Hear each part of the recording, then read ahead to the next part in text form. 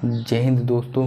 आज हम संविधान के भाग 3 के मूल अधिकार के बारे में चर्चा करेंगे, जो कि हमने समानता के अधिकार के बारे में बता दिया है। आज हम चर्चा करेंगे स्वतंत्रता का अधिकार, जो कि अनुच्छेद 19 से 22 तक इसका प्रयोग किया गया है। तो बिना टाइम खराब किए आइए देखते हैं।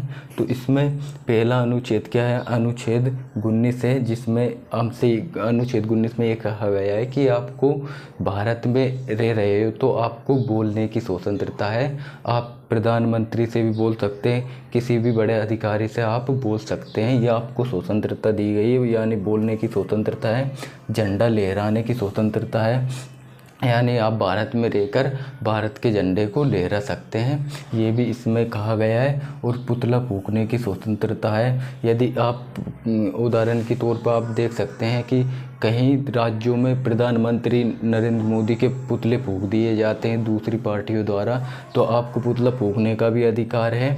और संगठन सभा करने का अधिकार, यानी आपको कहीं भी सभा कर सकते हैं, लेकिन आपके पास कोई हथियार नहीं होना चाहिए, तो ये भी आपको अधिकार दिया गया है।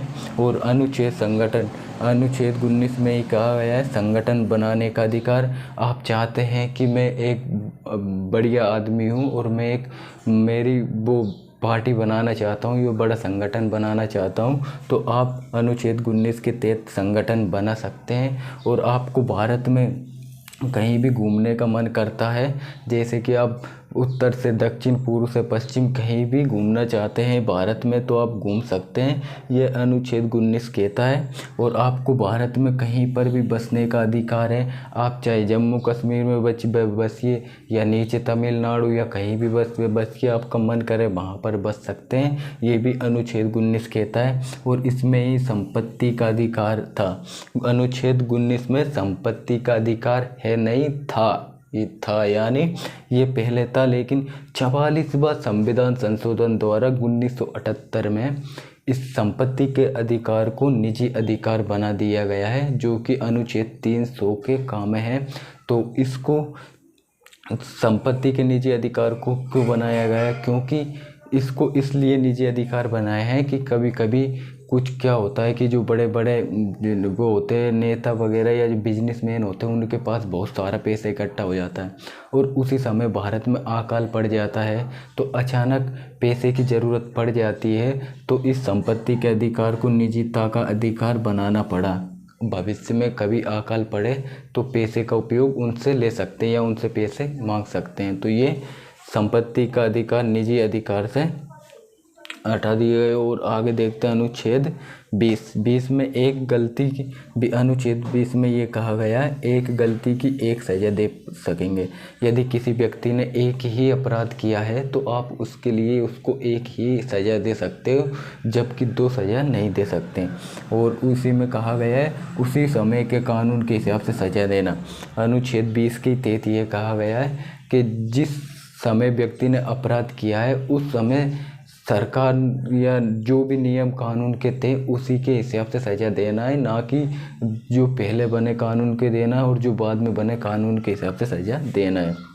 और इसमें ही कहा गया है जब तक न्यायालय सिद्ध ना करें तब तक वो व्यक्ति अपराधी सिद्ध नहीं हो सकता है। अनुच्छेद 20 में ही कहा गया है यदि कोई व्यक्ति को पुलिस गिरफ्तार कर लेती है तो जब तक कोर्ट उसे अपराधी सिद्ध नहीं कर सकता है तब तक आप उसे अपराध सिद्ध नहीं बता सकते हैं, ये भी अनुच्छेद 20 में कहा गया है। और अनुच्छेद 21 में कहा गया प्राण और दैहिक स्वतंत्रता, यानी आप जो भी हैं, जो इंसान है वो एक आदमी हो, आप मर नहीं सकते, ये प्राण और दैहिक स्वतंत्रता है। अनुच्छेद 21 के तहत गोपनीयता का अधिकार, यदि आपकी कोई फ़ोटो या कोई भी ऐसी गोपनीयता सामग्री आपके फ़ोन में रखी है तो कोई भी अदर व्यक्ति आपकी गोपनीयता को सोशल मीडिया पर नहीं चढ़ा सकता है आपकी अनुमति के बिना, ये अनुच्छेद 21 में कहा गया है।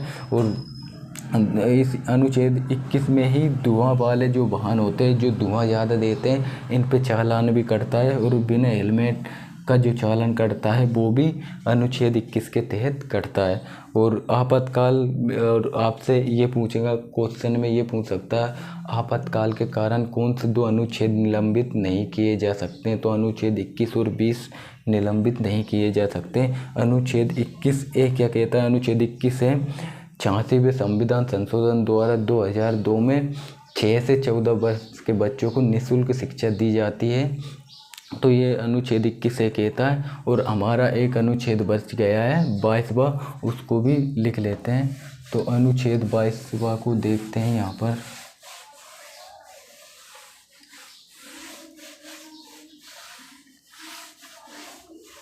अनुच्छेद 22 क्या है?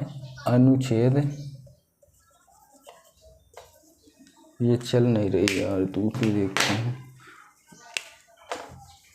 अनुच्छेद 22 क्या कहता है? इसमें 3 बात कही गई है। इसमें पहली बात कही गई है कोई भी, इसमें पहली बात ये कही गई है अनुच्छेद 22 के तहत जो है, इसमें जो एक व्यक्ति को गिरफ्तार करने से, अगर कोई व्यक्ति को आप गिरफ्तार करते हो, गिरफ्तारी व्यक्ति को करने से पहले कारण बताना होगा। यानी आपको गिरफ्तार कोई पुलिस अगर करती है तो आपको कारण बताएगी, आपको इस कारण के हिसाब से गिरफ्तार किया जा रहा है।